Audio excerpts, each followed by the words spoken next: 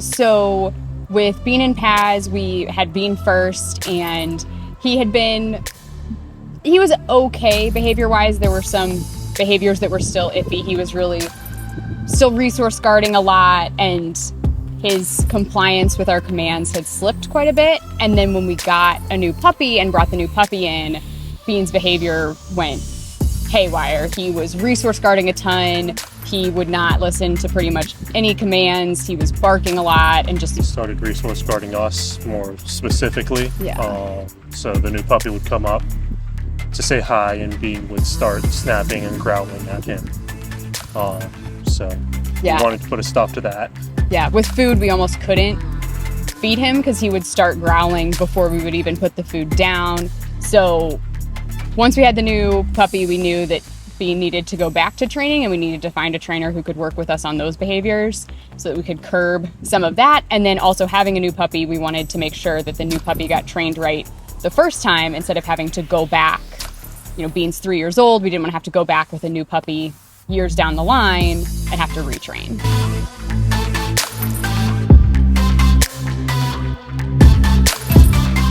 We had, with Bean, worked with several other trainers. He had done kind of a community center puppy class, and then we had gone to a franchise trainer and done one-on-one sessions for 6 or 7 weeks. And then we had also done a 2-week intensive training program at that same place with Bean.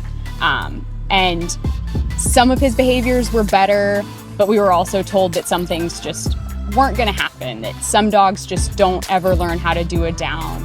And our biggest concern, even... Some dogs just don't ever stop resource guarding, and we had to work around the dog. Yeah. And it's growling and biting and screaming to feed it.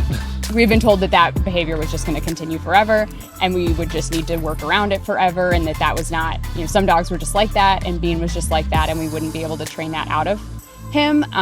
So we had worked with several other trainers before switching over to Sky Soldier, and we didn't necessarily interview other trainers at the time, but at that point we were kind of desperate and saw the website, saw a bunch of reviews that were very positive, and also saw on the website that behavioral issues were not an issue, and that Brandon was really willing to take on behavioral issues versus some of the other trainers that we saw the websites or reviews where it was much more basic, or they wouldn't work with dogs who had complex behaviors or resource guarding or anything like that. And that was our biggest concern, and we wanted to find a trainer who was willing to work with us on that. And so when we did the first kind of interview Zoom session, we were very upfront about that being our biggest concern. And during that Zoom session, we were told that's manageable, that's not something you have to live with, nor should we live with, and we could work on training to manage that behavior and fix it so that we could have a dog that could live in our house peacefully.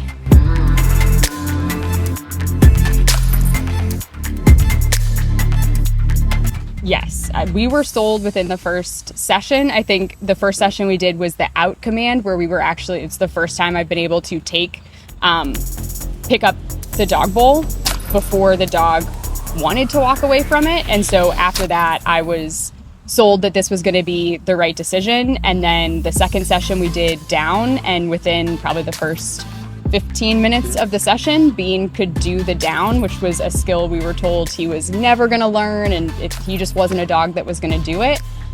So it's been very worth it, both from managing Bean's behaviors and teaching Paz, but I also think we were given the skills to teach the dogs rather than it just being, now your dog knows a skill, good luck with it. I feel like we were given the tools to understand how to train the dog, how to correct the dog, the differences between our two dogs and how they needed to be handled differently, and understanding it wasn't just a one size fits all. It wasn't just, okay, well, we tried this and it didn't work, good luck with it.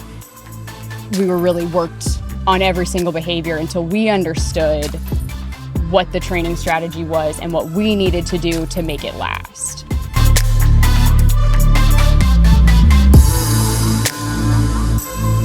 Bean and Paz are definitely much better behaved since training.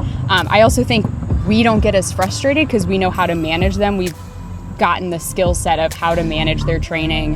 and clear expectations of how much better they should get and what the timeline is and how consistent we need to be with it, and even just the timeline of how long we need to be holding the corrections and how long we should expect training to take.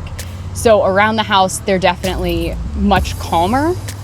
They follow commands much more readily. It's made it easier to interact with them and for them to interact with each other because the boundaries and expectations around the house are a lot clearer for them, and they know what to expect and what they're supposed to be doing in a way that I don't think they did not. 6 or 7 weeks ago.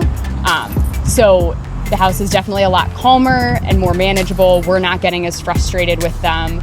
And I think the biggest difference is that instead of it being Bean's house and we are living in it with him, it is our house and Bean is living with us. Yeah. Which I think makes a big difference in how we interact with them too. Yeah, he thought he was in charge for sure before.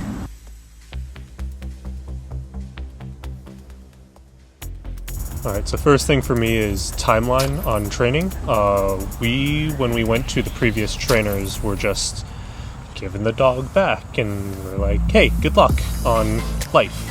And we had no way of knowing how long to keep the boundaries in place before he would actually learn them, and that kind of deteriorated quickly and ended up with us in our situation where we reached out to Brandon. The second would be the e-collar. I always felt bad going above 10 or 15 with the e-collar, and Brandon was like, no, you give the dog what they need. That number can be flexible based on whether or not the dog will actually react to your commands, because it's a correction. It's not for us, it's for them. Yeah, I think getting a better understanding of how the dog learns, so knowing how long it's going to take, knowing that 5 to 9 months timeline, and then understanding how to structure a command instead of just giving them a command and hoping they follow it. So that structure is probably the biggest thing. Also, how to work with them through the 5 to 9 month timeline, the expectations of what we should be seeing from each training session in those 5 to 9 months and even beyond.